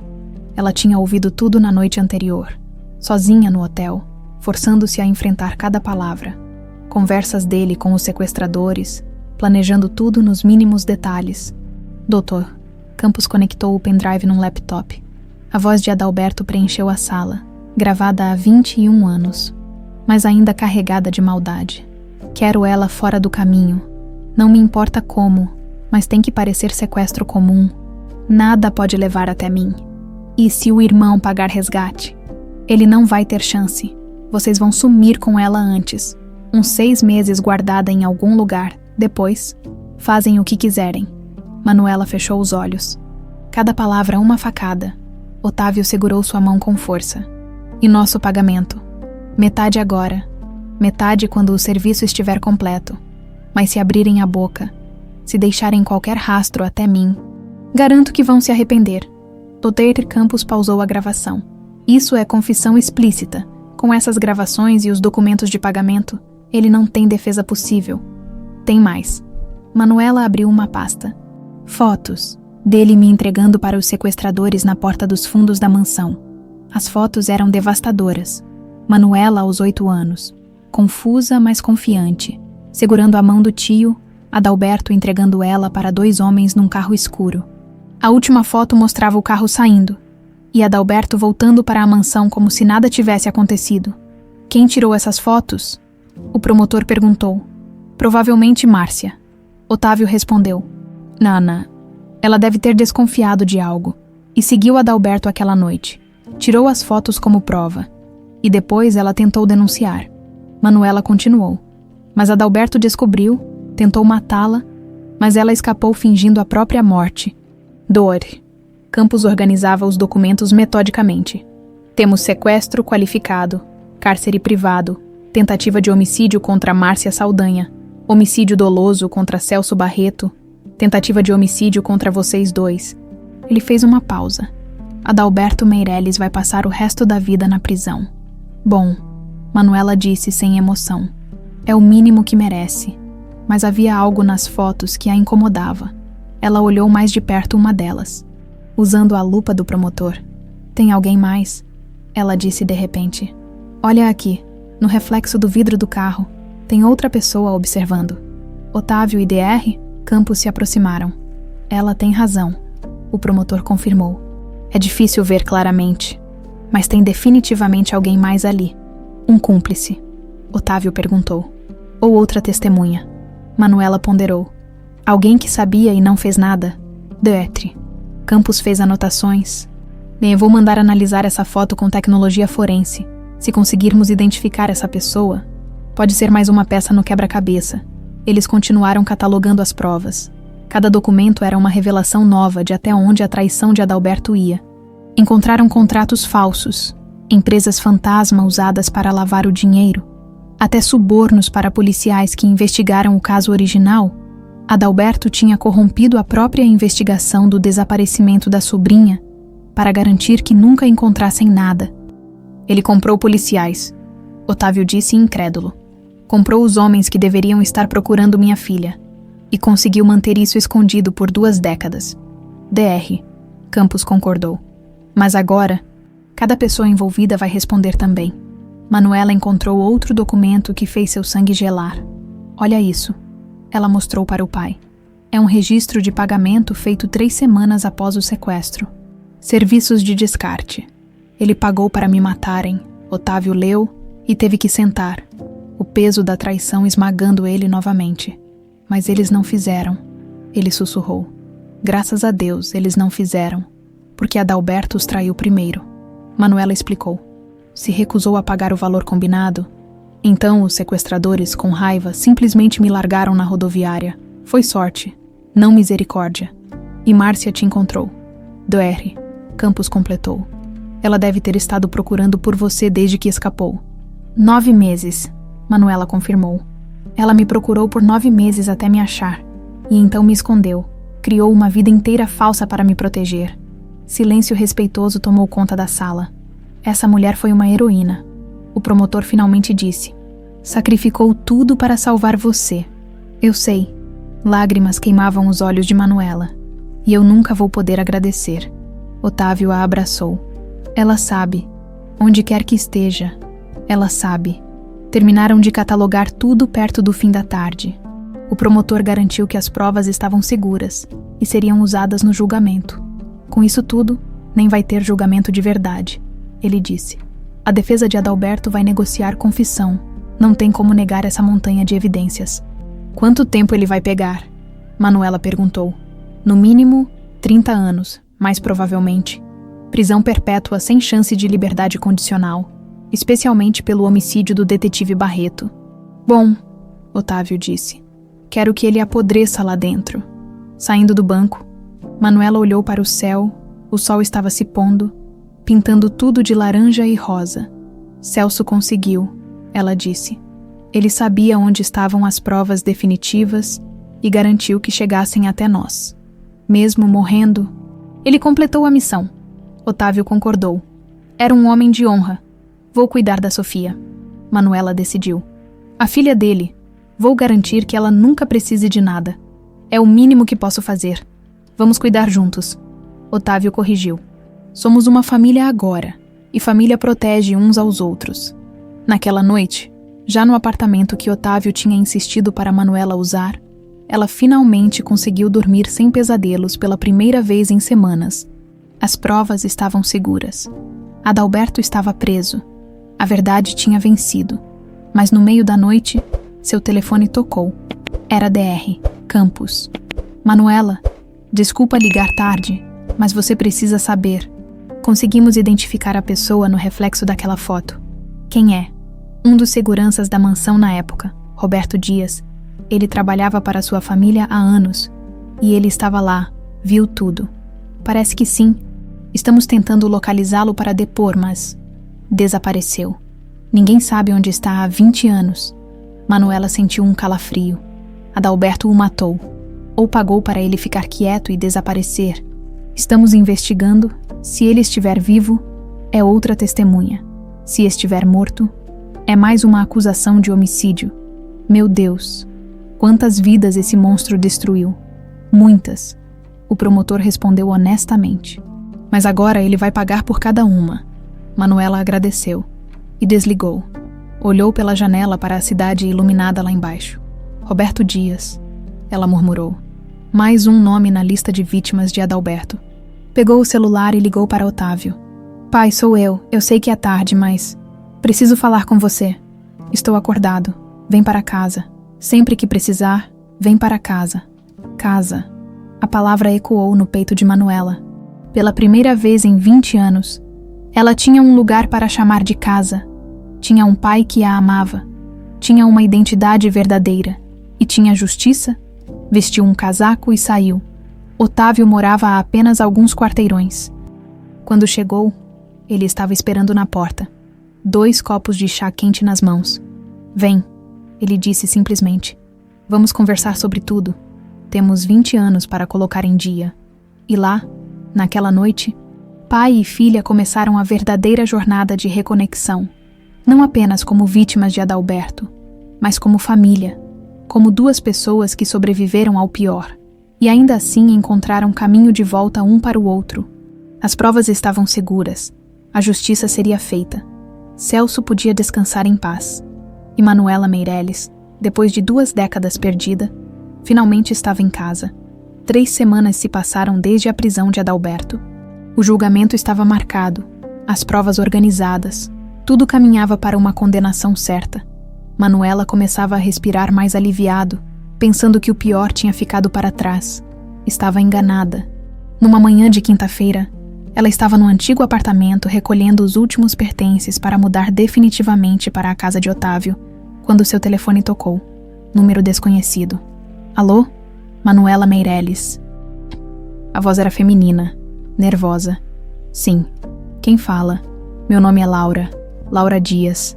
Meu pai era Roberto Dias, o segurança que trabalhava na mansão. Manuela ficou em alerta imediatamente. O homem da foto. Aquele que viu tudo. Sim, a mulher hesitou. Preciso falar com você. Pessoalmente. É sobre o que meu pai viu naquela noite. E sobre por que ele desapareceu. Ele está vivo. Estava. Morreu há 6 meses. Câncer. Mas antes de morrer, me contou tudo. E me fez prometer que quando chegasse a hora certa, eu falaria. Pausa. Acho que essa hora chegou. Manuela marcou o encontro num café discreto. Avisou Otávio, que insistiu em ir junto. Quando chegaram, Laura já estava lá. Uma mulher de uns 40 anos, cabelos castanhos, olhos cansados de quem carregava segredos pesados demais. Obrigada por virem, ela disse quando sentaram. O que seu pai viu naquela noite? Manuela foi direto ao ponto. Laura tirou um envelope amarelado da bolsa. Tudo. Ele viu tudo. E fotografou também. Ele desconfiava de Adalberto havia tempos. Achava ele perigoso. Então, naquela noite, quando viu ele saindo pelos fundos com você, seguiu e documentou. Ela empurrou o envelope pela mesa. Dentro, mais fotos. Ângulos diferentes daquelas que já tinham. E uma que fez Otávio perder a cor. Adalberto recebendo dinheiro de um dos sequestradores dias antes do rapto. Planejando tudo. Meu Deus, Otávio sussurrou. Depois que seu tio descobriu que meu pai tinha essas fotos. Ofereceu dinheiro. Muito dinheiro. Para ele desaparecer e nunca falar nada. Laura limpou uma lágrima. Meu pai aceitou. Estava com dívidas, precisando. Pegou o dinheiro. Mudou de nome. Sumiu. Mas a culpa comeu ele vivo por 20 anos. Por que ele não foi à polícia? Manuela perguntou, tentando não soar acusatória. Porque Adalberto ameaçou minha família. Disse que se meu pai falasse, a gente toda morria. E ele acreditou. Adalberto tinha poder, dinheiro, conexões. Laura encarou Manuela. Meu pai era covarde. Ele admitiu isso antes de morrer. Mas também era um homem com família para proteger. Fez a escolha que achava que nos salvaria. Otávio pegou as fotos, examinando cada uma com mãos trêmulas. Essas são evidências importantes. Por que esperar até agora para entregar? Porque meu pai me fez jurar que só entregaria quando Adalberto estivesse preso, sem poder nos machucar. Laura olhou para ambos. Vocês conseguiram isso? Prenderam ele? Agora posso fazer a coisa certa que papai não teve coragem de fazer há 20 anos. Manuela sentiu uma mistura de raiva e compreensão. Roberto podia ter mudado tudo décadas atrás, mas também entendeu o medo, a impossibilidade da escolha entre justiça e família. Obrigada, ela finalmente disse, por trazer isso agora. Vai ajudar a garantir que ele nunca saia da prisão. Laura assentiu, lágrimas correndo. Só peço uma coisa, não julguem meu pai muito duramente. Ele errou, mas pagou com 20 anos de culpa. E no final, tentou consertar. A gente entende, Otávio disse gentilmente. E agradeço por você ter a coragem que ele não teve. Depois que Laura saiu, Manuela olhou para as novas fotos. Cada uma era mais uma prova, mais um prego no caixão de Adalberto. Acabou mesmo agora, ela disse. Não tem como ele escapar. Não, Otávio concordou. Mas quero confrontá-lo uma última vez. Quero que ele veja essas fotos. Que saiba que mesmo pagando testemunhas, mesmo ameaçando, a verdade ainda veio à tona. Conseguiram autorização para a visita na manhã seguinte. Desta vez, foram juntos até o presídio. As novas fotos numa pasta. Adalberto foi trazido à sala de visitas algemado. Parecia ter envelhecido anos em semanas. A prisão estava cobrando seu preço. Quando viu Otávio e Manuela juntos, algo nele se quebrou um pouco mais. Vieram esfregar na minha cara, ele disse ao telefone da parede. Viemos mostrar uma coisa. Otávio respondeu. Colocando as fotos contra o vidro, Adalberto olhou e empalideceu. De onde? Essas fotos. Roberto Dias. Lembra dele, o segurança que você pagou para assumir. Manuela sorriu sem humor. A filha dele entregou tudo. Ele guardou as provas por 20 anos. E agora vão te enterrar de vez. Adalberto socou o vidro em frustração. Eu paguei aquele bastardo. Ele prometeu que tinha destruído tudo. Mentiu. Como você mentiu para nosso pai por 20 anos. Manuela se inclinou para frente. Sabe o que é mais irônico? Você destruiu vidas tentando proteger seu segredo. E no final, cada vida que destruiu deixou uma evidência. Celso descobriu suas transferências. Márcia tirou fotos. Roberto guardou provas. Você mesmo documentou tudo num cofre. Sua paranoia criou sua própria destruição. Eu merecia aquela herança. Ele explodiu. Eu trabalhei, construí aquele império junto com Otávio. Mas não, papai deu tudo para ele. E depois ele deu tudo para você. Uma criança. O que uma criança ia fazer com tudo aquilo? Viver, Manuela disse simplesmente. Eu ia viver, crescer, ter uma infância normal com meu pai. Mas você tirou isso de mim. E agora? Otávio continuou. Você vai apodrecer aqui sabendo que não valeu de nada. A empresa é de Manuela agora. Legalmente. Quando você for condenado, seus direitos como herdeiro serão anulados. Vai morrer aqui sem um centavo do que tanto cobiçou. Adalberto caiu na cadeira derrotado completamente. Eu só queria o que era meu por direito. Direito. Manuela quase cuspiu a palavra. Você não tinha direito nenhum. Você era o irmão invejoso que nunca conseguiu aceitar que talvez, só talvez, não merecesse estar no comando. Que meu pai era melhor que você. E ao invés de trabalhar para provar seu valor, você destruiu uma criança inocente. Eu sinto muito, ele sussurrou. Não sente, Otávio rebateu. Sente pena de si mesmo, sente raiva por ter sido pego, mas remorso verdadeiro, isso você nunca sentiu. Se sentisse, teria confessado há 20 anos. Manuela se levantou. Essa é a última vez que vejo você. Vou ao julgamento. Vou testemunhar. E depois você vai sumir da minha vida para sempre. Vai morrer esquecido numa cela, que é mais do que merece. Manuela, por favor, Adalberto implorou. Você me chamou de mercadoria naqueles documentos? Ela disse, a voz dura. Me tratou como algo descartável. Então agora, você não é nada para mim. Menos que nada. Ela virou as costas e saiu. Otávio a seguiu, mas antes de sair, olhou para o irmão uma última vez. Eu te amava, Adalberto. Você era meu irmão, meu parceiro, minha família, e você destruiu tudo por ganância. Espero que esses anos na prisão te ensinem o valor do que você jogou fora. Otávio, irmão, não sou mais seu irmão. Irmãos não fazem o que você fez. Ele desligou o telefone e saiu sem olhar para trás. No corredor do presídio, Manuela respirava fundo, tentando controlar as emoções. Você está bem? Otávio perguntou. Estou, pela primeira vez em semanas. Estou realmente bem. Ela olhou para o pai, porque acabou, confrontamos ele, vimos o monstro derrotado, e agora podemos seguir em frente. Sim, Otávio concordou, passando o braço pelos ombros dela. Agora seguimos em frente juntos. Saíram do presídio para um dia ensolarado. O julgamento seria na semana seguinte, mas o resultado já estava decidido. As provas eram irrefutáveis. Adalberto pegaria prisão perpétua. Sabe o que quero fazer? Manuela disse no carro, voltando para casa. O quê? Quero criar uma fundação, em nome de Celso e Márcia, para ajudar famílias que perderam crianças, para encontrar crianças desaparecidas, para garantir que ninguém mais passe pelo que passamos. Otávio sorriu orgulhoso. Acho uma ideia maravilhosa, e vou te ajudar. Vamos usar a fortuna que Adalberto tanto quis para fazer o bem que ele nunca fez. Justiça poética. Manuela sorriu também. A melhor vingança é viver bem, Otávio citou. E ajudar outros a viverem bem também, naquela noite, Jantaram juntos na mansão pela primeira vez desde que Manuela recuperou as memórias. Ela olhou ao redor da sala, vendo não mais o lugar do trauma, mas o lar que um dia foi.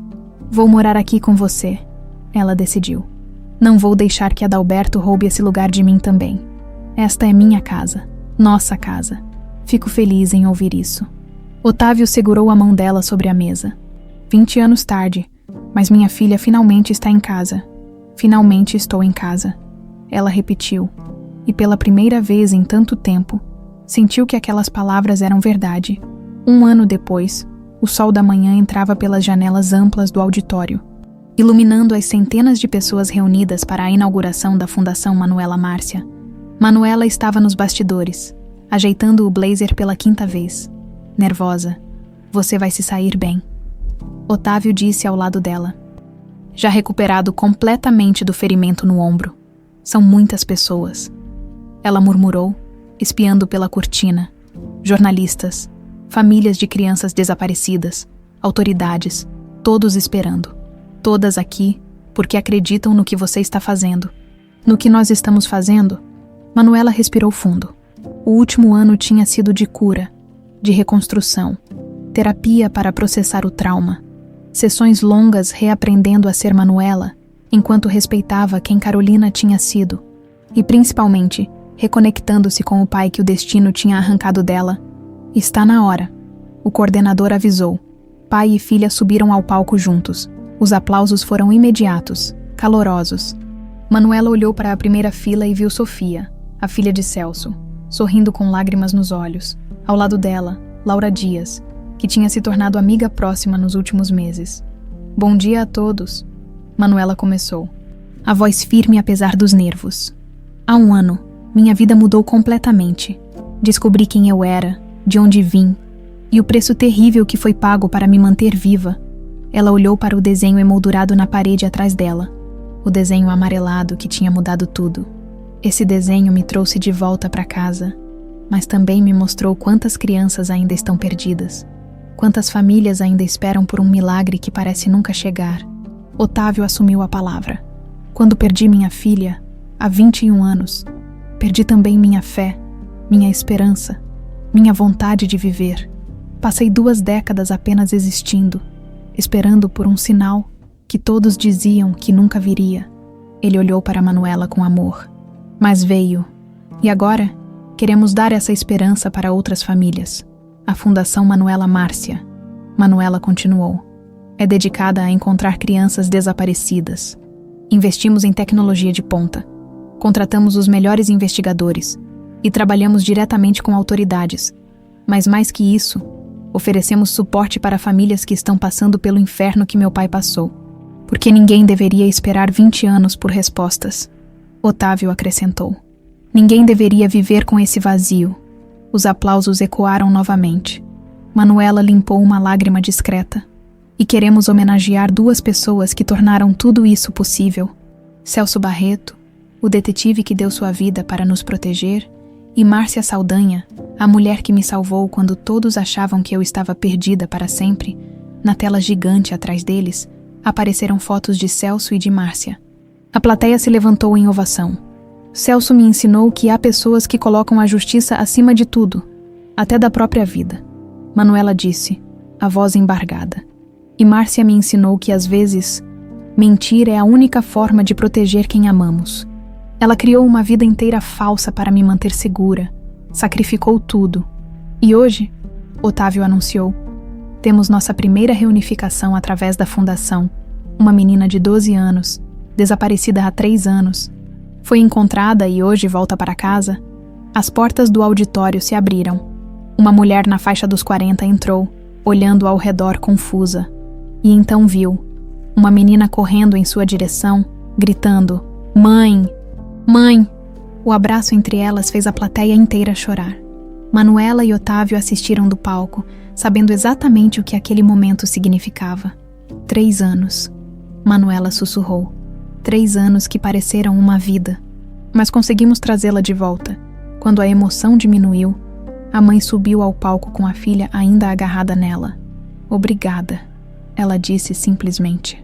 Vocês me devolveram minha vida, Meu mundo inteiro. Nós sabemos exatamente como se sente, Otávio respondeu.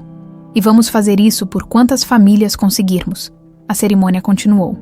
Discursos, promessas, esperança sendo plantada. Quando terminou, Manuela estava exausta, mas realizada. Você conseguiu. Sofia se aproximou, abraçando-a. Papai estaria tão orgulhoso. Ele conseguiu. Manuela corrigiu. Sem as pistas dele, sem o sacrifício dele. Nada disso existiria. Mas você transformou a dor em propósito. Isso é tudo que ele queria. Laura também se juntou a elas. Meu pai também estaria orgulhoso. Finalmente, algo de bom saiu daquela noite terrível. As 3 mulheres se abraçaram, unidas pela tragédia, mas fortalecidas pela esperança. À noite, de volta à mansão, Manuela estava na varanda olhando as estrelas quando Otávio apareceu com 2 copos de vinho. Pensando em quê? Em tudo. Em como a vida é estranha. Ela aceitou o copo. 1 ano atrás, eu era só a Carolina, a garçonete que mal pagava as contas. E agora é a Manuela, minha filha, que está mudando o mundo. Carolina ainda está aqui. Ela tocou o peito. Aprendi que ela faz parte de mim. Foi quem eu precisei ser para sobreviver. E respeito isso. Carolina te manteve viva, até que Manuela pudesse voltar. Otávio disse sabiamente. As 2 são você. As 2 importam. Manuela sorriu. É por isso que mantive o nome legalmente Carolina Manuela Meireles, honrando quem fui e quem sou. E quem você vai ser. Ele brindou. Uma mulher incrível que vai salvar incontáveis vidas. Eles beberam em silêncio confortável. Depois de um tempo, Manuela perguntou. Você perdoa ela, Márcia, por não ter te devolvido para você? Otávio pensou cuidadosamente. Perdoo, porque ela te manteve viva. Sim, perdi 20 anos com você. Mas se ela tivesse me procurado, Adalberto poderia ter descoberto. Poderia ter te matado de verdade. Então sim, perdoo. Ela fez o que achava certo para te proteger. E funcionou. Eu também perdoo, Manuela disse. Na verdade, sou grata. Ela me deu amor quando eu não tinha nada. Me deu segurança, uma infância. Mesmo que baseada em mentira, foi uma infância feliz. Eu lembro de sorrir, de ser amada. É tudo que um pai quer para a filha. Você sofreu para que eu pudesse ser feliz. Sem saber, sem escolher. Mas sofreu. E faria tudo de novo. Otávio garantiu. Cada lágrima, cada noite sem dormir, cada ano de busca, tudo valeu a pena para te ter de volta. Manuela abraçou o pai e ficaram assim por longos minutos. Sabe o que é engraçado? Ela disse, se afastando. Adalberto queria destruir nossa família por ganância. E no final, só nos tornou mais fortes. A fundação, nosso propósito, nossa reconexão. Nada disso existiria sem o mal que ele fez. Transformamos tragédia em esperança. Otávio concordou. É a melhor vingança.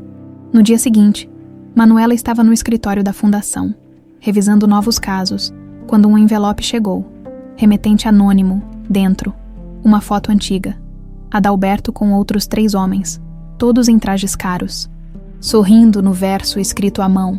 Seu tio não trabalhava sozinho. A rede é maior do que você imagina. Há mais crianças, mais famílias destruídas. Continue investigando. Manuela sentiu algo gelado na espinha. Chamou Otávio imediatamente. Olha isso. Ele examinou a foto, o rosto ficando sério. Reconheço esses homens. Empresários, políticos, gente poderosa. Você acha que havia mais? Que Adalberto era parte de algo maior? Não sei, mas vamos descobrir. Manuela olhou pela janela do escritório, vendo famílias entrando com fotos de crianças desaparecidas, esperança nos olhos. Se há uma rede, se há mais crianças perdidas por causa dessa gente... Ela virou para o pai, determinação ardendo nos olhos. Vamos desmantelar tudo. Cada pessoa envolvida vai pagar. Vai ser perigoso. Já encaramos Adalberto. O que mais pode nos assustar? Otávio sorriu, orgulhoso da coragem da filha. Então começamos hoje. Investigamos cada pista, cada conexão. Juntos. Ela estendeu a mão. Juntos. Ele apertou. A guerra contra os que roubam infâncias estava apenas começando. Mas Manuela e Otávio estavam prontos. Tinham sobrevivido ao pior. Tinham se encontrado contra todas as probabilidades.